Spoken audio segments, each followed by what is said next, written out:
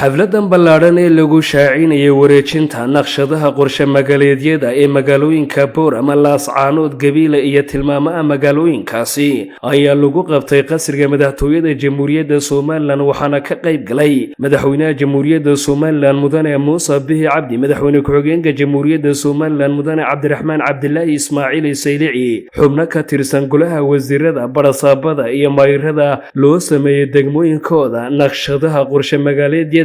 maayirka caasimadda Hargeysa iyo marti sharaf kale oo lagu casuumay. ugu horeyna waxaa xafladaasi ka hadlay oo sharaxay muhiimadda uu barnaamijkani qaranka u leeyahay, gaar ahaan naqshadaha magaalooyinka, agaasimaha guud ee wasaaraddaasi, injineerada wasaaraddaasi iyo weliba mas-uuliyiin kale, waxaanay tilmaameen hanaanka uu ku hirgalay barnaamijkani iyo faa'iidooyinka mustaqbalka dhow laga dhaxli doono. waxaa kaloo iyaguna halkaasi ka hadlay barasaabka gobolka Sool, maayirada magaalooyinka Hargeysa, Gabiile, Laascaanood iyo Boorama, kuwaasoo si weyn u soo dhaweeyay qorshahan lagu qurxinayo magaalooyinka dalka. wasiirada wasaaradaha arrimaha gudaha ee Somaliland Mudane Maxamed Kayn Axmed, ciyaaraha Mudane Cabdirashiid Xaaji Ducaale Qambi ayaa waxa ay sheegeen sida loogu baahnaa naqshadaha qorshe magaaleedyada. waxaan horta u mahadnaqayaa Cabdilaahi Abubakar, waxaan uga mahadnaqayaa hawshii aanu haynay ee hawlaha guud ee aniga wasaaradda ciyaaraha liiga bedelay. haddii ay mar ahayd 5 jeer buu laabay ilaa uu u soo iibshay. aniga waxay ugu dambeysay wasaaradda iyadoo differential GPS lahayn ee aan Ethiopia ka soo kareysano, lacag badanna uu nagu joogay. haddana uu Cabdilaahi wasaaradda u iibshay barnaamijkii aanu gacanta ku haynay naqshadaynta magaalooyinkana uu sideedii u laabay. nidaamyada dawladgihi waxay ku socdaan marka mar walba la abuuro hal abuur cusub oo buddig u ah waxyaalaha developmentalka ah ee dawladnimadu asaaskeeda u ah. sida la socotaan xilligii doorashadii madaxweyne Muuse Bihi dawladda la dhisayay, qaabka structure-ka dawladda la sameynayay, ayaa wasaaradda hawlaha guud waxaa lagu kordhiyey inay noqoto wasaaradda hawlaha guud dhulka iyo guriyeynta. halkaasay aasaasku ka socday in markaa la sameeyo qorshe guud oo loo bixiyey master plan oo magaalooyinka lagu fidiyo. awal waxay ahaan jirtay wasaaradda hawlaha guud iyo guriyeynta, markaasaa hindisaha iyo hal-abuurka iyo siyaasadda dawladda iyo siyaasadda xisbiga dawladdu ay ka dhisan tahay intuba ay ahayd in laga bedelo qaabkii iyo nidaamkii loo maamuli jiray nidaamka dawladda oo intiisa badan ee gaar ahaan dhulka. wasiirka wasaaradda hawlaha guud, dhulka iyo guriyeynta ee Somaliland Mudane Cabdilaahi Abubakar Cismaan ayaa dul istaagay sida uu qorshahani ku yimi iyo weliba waxyaabaha kala duwan ee wasaaraddaasi ay higsanayso. waxaynu maanta isugu yeedhnay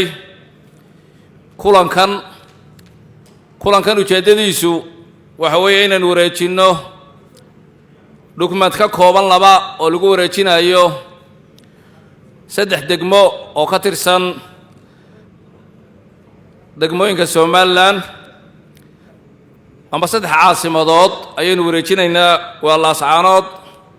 Gabiile iyo Boorama. documentkaas labada ay mid waxa weeye waa urban profile oo qorshihii magaalada 15 sano soo socda.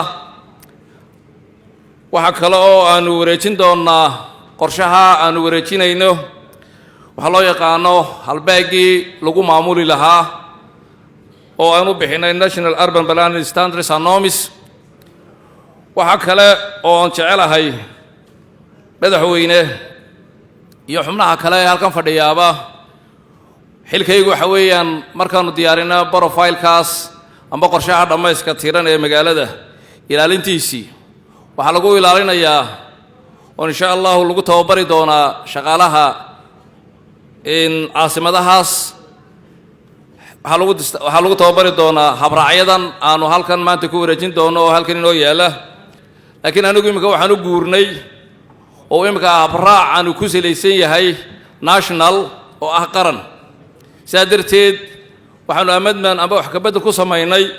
URF-kii markii hore 2016 Somaliland loo sameeyay annagoo imika kan cusub ee nubis u bixinay amba National Urban Planning Standards and Norms isagu ka duwan yahay isla markaana uu ku salaysan yahay national waxaana diyaariyay injineerada iyo aqoon-yahanka Somaliland ee kale ee halkan fadhiya ayaa qayb ku lahaa madaxweynaha jamhuuriyadda Somaliland mudane Muuse Bihi Cabdi ayaa soo jeediyay in mashruucan uu yahay mid u baahan in la wadaago bulshada waxaanu halkaasi mahadnaq ballaaran uga soo jeediyay wasaaradda qorshahan hirgelisay waxaan soo jeedinayaa wasaaradda hawlaha guud iyo guriyeyntu inay la saaxiibto oo ay hawshan u dhiibto waxaan ay qabteen malaha wasaaraddu de waa technician soo shaqada iyo runtu ma yaqaanaane wasaarad aniga iyo rag badan oo kale iyo dadweynaha ba gaarsiisa aqoontiina iyo waxa wadaan koore inaad aad ula saaxiibto aan soo jeedinaya sida kale wada gaarsiin waayo waxay ahayd mashruucani inuu hore dadku u maqlo waana ku hambalyeynaya laascaanood waxaan u mahadnaqayaa wasaaradda iyo injineerada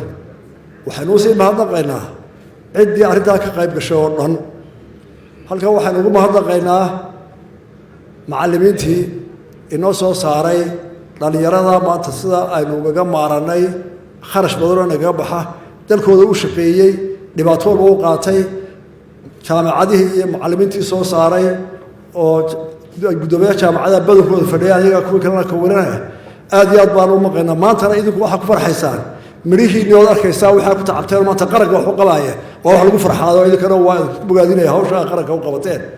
waxaan ku soo koobayaa waxay noo ballana maanta aynu u joogno inaynu magaalooyinka u samayno oo dhammaystirno magaalo walba master banaanka ugu dambeyntiina waxaa munaasabadaasi lagu wareejiyay naqshadda qorshe magaaleedyada ee magaalooyinka iyo tilmaamaha magaalooyinkaasi mayrada magaalooyinka Boor ama Laascaanood iyo Gabeele oo qorshahani uu ka hirgalay Axmed Saki Daahir Xasan warbaahinta qaranka qasriga madaxtooyada Somaliland ee Hargeysa.